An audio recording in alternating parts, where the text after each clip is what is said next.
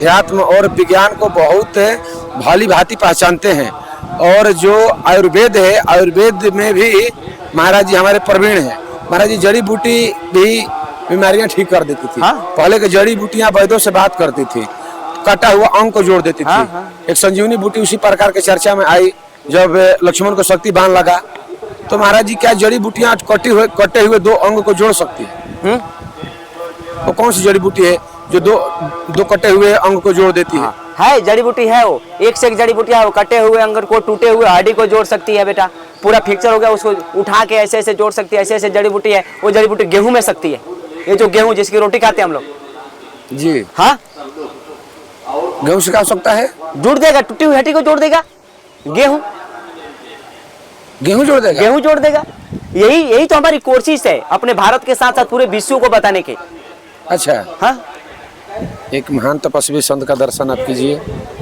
बाबा जी थोड़ा पीछे चलिए। पे देख रहे हैं और आप दर्शन कर रहे हैं, ये सिद्ध पुरुष हैं। और ऐसे संत महात्मा अपने सिद्धि का प्रचार और प्रसार नहीं करते हैं। जैसे आप देखते होंगे कि बागेश्वर सरकार जोरों शोर से अपना प्रचार प्रसार करते हैं। ये जो महात्मा हैं ये दिव्य कोटि के महात्मा होते हैं और ये कैमरा के सामने भी आना नहीं चाहते हैं। लेकिन मैंने महाराज जी से बहुत विनम्रता से रिक्वेस्ट किया कि महाराज जी आप हमारे जो व्यूवर्स हैं उनके लिए कुछ कहिए। महाराज जी पहला प्रश्न आपसे मेरा ये है, और महाराज जी मुजफ्फरपुर में यज्ञ कहवा रहे हैं और यज्ञ में त्रुटि हो और वहाँ पे कोई यज्ञ का जानकार और विभूति हैं तो उनको ठेस लगता है। महाराज जी आप मुजफ्फरपुर में यज्ञ कहवा रहे हैं और यज्ञ के संबंध में कुछ आप हमारे व्यूवर्स को बताइए। यज्ञ बहुत बड़ी प्राकृतिक एक प्रक्रिया है जी, और वैसे कहे तो ये वैज्ञानिक मेथड है जी। यज्ञ का मतलब होता है जग को जुड़ना जी, जोड़ना होता है एक दूसरे को, छोटा बड़ा मध्यम है जो भी है जी, उन लोगों को जोड़ना है। जैसे आज हम लोग के हिंदू हिंदू हिंदू हिंदू चिल्ला रहे हैं जी। हिंदू एक शब्द है, हिंदू कोई जात नहीं जी, अभी बागेश्वर हम भी चिल्लाते हैं बागेश्वर बाबा हिंदू हिंदू, जी, जी, तो हिंदू कोई जात नहीं है, जी, हिंदू शब्द है जी। जो कभी इसको तिरस्कार रूप में मिला, तिरस्कार रूप में मिला इसको। सिंधु जो नदी है उसके उस पर रहने वाले ये हिंदू शब्द से संबोधित किए। हम लोग हिंदू नहीं है, हम लोग है सनातनी।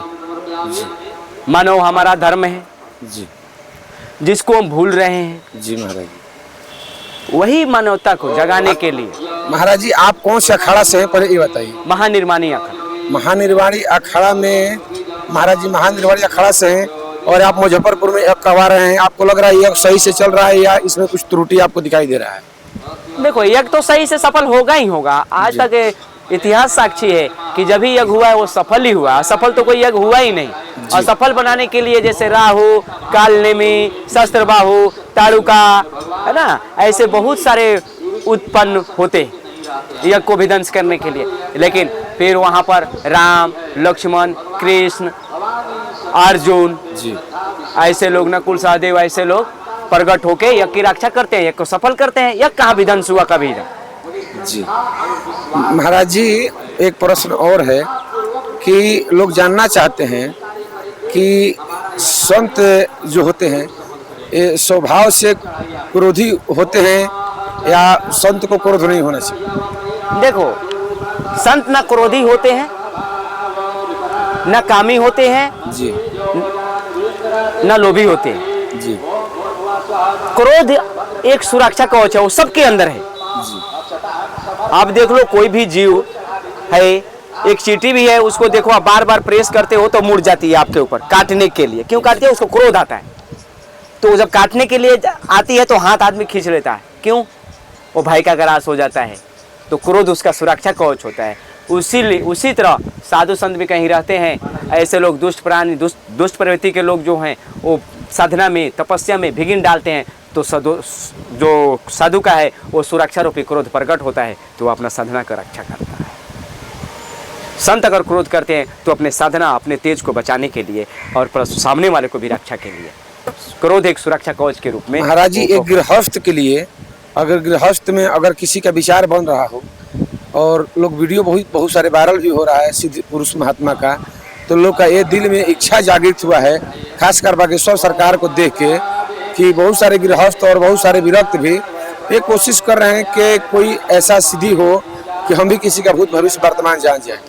तो ऐसा सिद्धि पाने के लिए क्या तमाम उम्र लग जाता है या क्षणिक मात्र से ऐसा सिद्धि प्राप्त हो जाएगी? तमाम उम्र लगने के बाद भी जन्मों जन्म तक सिद्धि प्राप्त नहीं होती है, और होने को एक क्षण में हो जावे। मूल सूत्र है ध्यान का। आप कोई भी कार्य करते हो, आप सोचो जरा, ध्यान से करते हो उसको तो कितना सुंदर होता है और कितना जल्दी होता है। कोई हर्समेंट भी नहीं होती है। जिसको डरा के, भिया के और लालच में जो किया जाता है, वहाँ साधना सिद्धि प्राप्त नहीं होती है, वो जन्म जन्म लग जाएगा।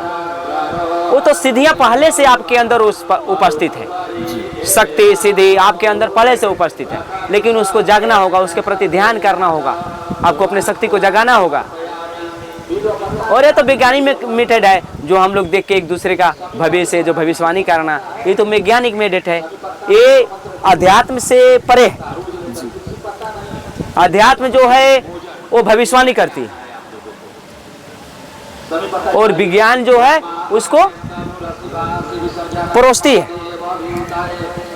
उसका मतलब हुआ कि जैसे वो पहले से आभास कराती है कि हो सकता है, इसका कोई अनुमान नहीं है लेकिन होने की आशंका है। क्या बोलता है वो? आशंका है, उसमें संशय है। लेकिन जो अध्यात्म से जो बोलते हैं उनमें संशय नहीं है, वो होके ही रहेगा। ये हुआ अध्यात्म। जैसे सूर्य अध्यात्म हुआ, विज्ञान आपका हुआ बिजली, लाइट, ऐसे बल्ब जो है ये विज्ञान का आविष्कार है।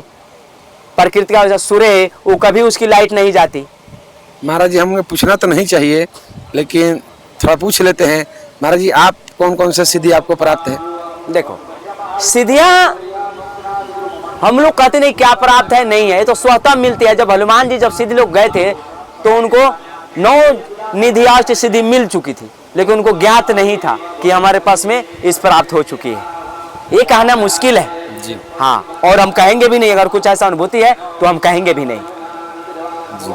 हाँ, संसार के लिए किसी भी प्रकार का कष्ट है, व्याधि है, संकट है, तो बाबा से मिल सकता है। उसका समाधान बाबा जरूर बता देंगे, कर देंगे। लेकिन सिद्धि क्या है? गेहूं, जो आपने कहा, टूटी हड्डियों को जोड़ने के लिए गेहूं पर्याप्त। कैसे, क्या प्रक्रिया उसका, कैसे मतलब उसकी भस्म तैयार होती है। गेहूं की भस्म तैयार होती है और उसको सेवन कराया जाता है शहद के साथ जी। और महाराज जी, कौन कौन से रोग का आप उपचार करते हैं? कौन कौन से जड़ी आपके पास मिल जाएगा? हमारे दर्शकों के भी बता दीजिए। जैसे लकवा है, कैंसर है, हार्ट है। कैंसर, लकवा है, कैंसर है, हार्ट है, पथरी है, शुगर है। महाराज जी, हम कैंसर के बारे में बात करने की कोशिश करेंगे, क्योंकि कैंसर को लाइलाज बीमारी बताया गया है और हमारे भारत में कसम में बना हुआ है कैंसर का हॉस्पिटल, हालांकि सुचारू रूप से अभी भी काम नहीं कर रहा है। तो कैंसर के लिए महाराज जी, वो कौन सी जड़ी का नाम है कि कैंसर, और कैंसर को स्टेज बनाया गया, first stage, second stage, third stage. तो फर्स्ट स्टेज कैंसर का बाबा के पास में बहुत सी ऐसी औषधियां, जैसे कांचा हल्दी, काली मिर्ची जी, अंगूर जो, ऐसे बहुत से जड़ी बूटियां हैं, गाय का दही, ऐसे बहुत सी औषधियां कैंसर के लिए। एक नहीं, बाबा के पास में अनेक औषधियां हैं। शुगर जो कंट्रोल नहीं होती है, बाबा के पास है 7 दिन में शुगर कंट्रोल। आप आइए, हमसे जुड़िए। अगर कोई कैंसर का मरीज आपसे कांटेक्ट करता है बाबा, मान के चलिए को सेकंड और थर्ड स्टेज में है, क्या आपको कितना % लगता है? डॉक्टर तो मेडिकल साइंस उसको जवाब दे देगी अब नहीं बच पाएंगे, तो क्या आयुर्वेद में ऐसा है कि उसको बचा सकता है? बचा सकते हैं बाबा, बचा सकते हैं। गारंटी के साथ? देखो, गारंटी तो देना एक, वो तो वहीं पर तो झूठ साबित होता है। इसलिए तो हमारा भारत दुख में है जी। वो प्लास्टिक का पात्र बना के वो बेच रहा है, 10,000 रुपया बोलता है, गारंटी ले लेता है। जिसमें चांदी का अर्क है उसको गारंटी नहीं है तो उसको नहीं लेता है, प्लास्टिक का वो अर्क ले लेता है। कहने का मतलब है ये गारंटी शब्द वहीं से झूठ साबित होता है।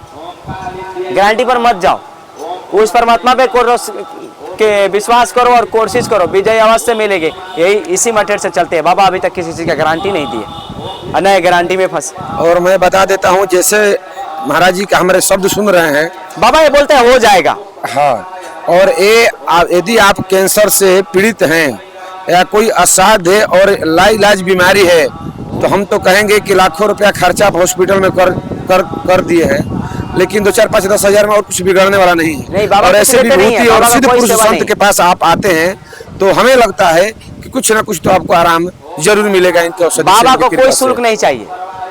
कैंसर का, टीबी का, बहुत ऐसे बीमारियां निःशुल्क बाबा उसकी औषधियां देते हैं, उसके कोई नहीं लेते, शुल्क, निःशुल्क। निःशुल्क सेवा देते हैं। अब देखिए संत का हृदय सम्राट के भांति होता है।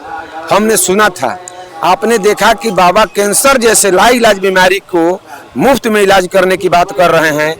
तो इसी से समझिए कि ओजस्वी तेजस्वी और ये सिद्ध संत ही हमारे संसार में और हमारे भारत देश में हैं, जो आज भी मानव कल्याण के लिए इस तरह के काम करते हैं। बाबा आप हमारे दर्शकों को ये संबोधित कीजिए कि किसी का बाहरी हवा लग जाता है, बाबा भूत प्रेत ऐसे बहुत सारे समस्या होता है हमारे गांव घर में। अगर मान लीजिए किसी के घर में भूत प्रेत का समस्या है, गृहवास नहीं हुआ, किसी को कोई तंग कर रहा है, तो वो बचे कैसे अपने घर? बचे कैसे? वो संतों का सानिध्य ले, वो सत्कर्म करे। और ऐसा कोई बात है तो जैसे बाबा के सम्मुख आने से ऐसे शक्तियां अपने आप ठीक हो जाती। बड़े से बड़ा प्रेत आत्मा है, वो बाबा के सम्मुख आने से वो मानव एकदम स्वस्थ, कोई कारण नहीं। कोई यदि झाड़-फूँक मैं नहीं। जितना बाबा से प्रश्न किया, यदि इस एक भी प्रश्न से आप अगर प्रताड़ित हैं, पीड़ित हैं, तो बाबा का नंबर हम डिस्क्रिप्शन में डाल देंगे, आप इनसे कांटेक्ट कर सकते हैं। बाबा निःशुल्क आपका इलाज करेंगे। एक बार देख लीजिए आप इलाज करके, फिर कमेंट में बता दीजिएगा कि बाबा ठीक कर पाए कि नहीं ठीक कर पाए। हमें यहाँ तक भरोसा है कि सिद्ध संत हैं, ये कैमरा के सामने जल्दी नहीं आते हैं, और हमको लगता है कि इनके पास सिद्धि है, ये ठीक कर देंगे, सक्षम है उसके लिए। ठीक है महाराज जी, जय श्रीमन नारायण। जय श्रीमान।